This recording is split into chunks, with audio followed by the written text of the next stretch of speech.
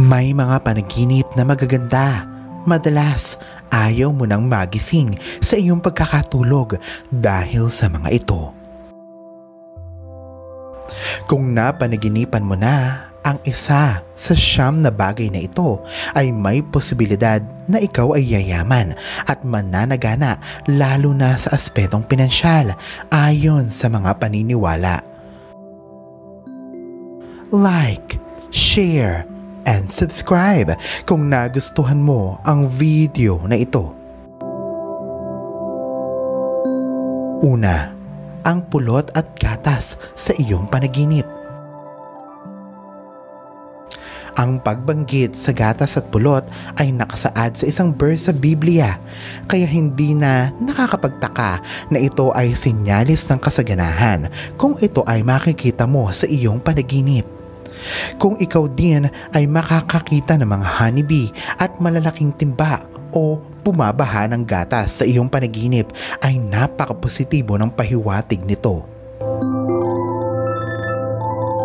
Pangalawa, pananaginip ng ginto. Ang pananaginip ng ginto ay pahiwatig ng pagkakaroon ng kayamanan at tagumpay. Kung ikaw ay nanaginip na niregaluhan ka ng ginto, ito ay pahiwatig na magkakaroon ng tsansa na makakuha ka ng mataas na posisyon sa iyong trabaho. Kung ikaw naman ay nakakita ng palayok na puno ng ginto sa iyong panaginip, pahiwatig lamang ito na may paparating na gantimpala para sa iyong pagsisikap sa buhay. Pangatlo, ang pananaginip ng mga bungang butil.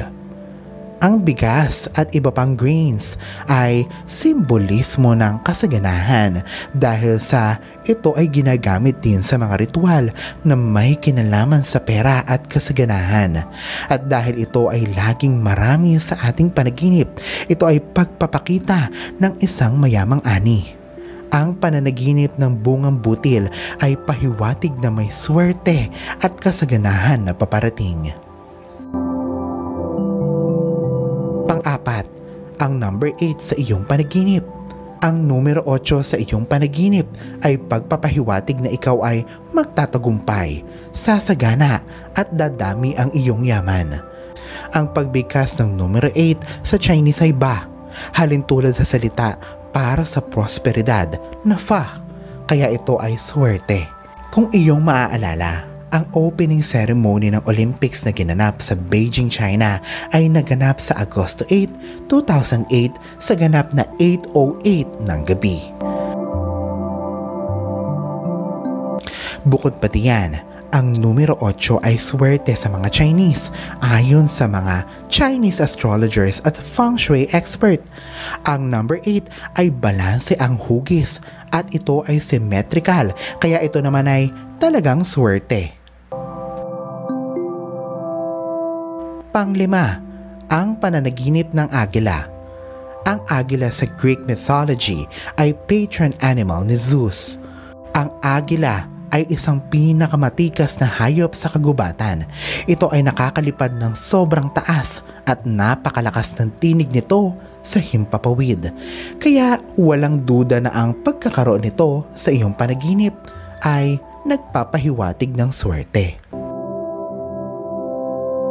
Pang-anim, pananaginip ng mapula at sariwang karne. Sa sinaunang Ehipto at Gresya, ang mga mayayaman at maharlika lamang ang nakakakain ng red meat dahil sa ito talaga ay may kamahalan sa mga panahong iyon. Ang pagkain ng lutong karne sa iyong panaginip ay pagpapahiwatig na ikaw ay magtatagumpay at aangat ang iyong pamumuhay. Ang pananaginip ng pera ay isang literal na pagpapahiwatig din ng financial success na magaganap sa iyong buhay. Ito ay magaganap sa kabila ng mga pagsubok na iyong mapagdadaanan sa iyong buhay. Ito ay pagpapahiwatig na ang swerte ay iyong makakamit sa lalong madaling panahon. Pangwalo, ang pananaginip ng mga luntiang dahon malalagong halaman, damuhan at kagubatan ay senyales at pagpapahiwatig din ng pagyaman. Ang berde o green na kulay ay palaging associated sa kasaganahan sa pananalapi. Pangsyam, isa sa pinakakilalang senyales na ikaw ay magiging successful pagdating sa aspetong pinansyal ay ang pananaginip ng dumi. Kung ito ay nakita mo sa iyong palad, naapakan mo, o nakakita ka ng dumi ng hayop sa iyong panaginip, ito ay pagpapahiwatig na may paparating na swerte lalo na sa pera sa iyong buhay.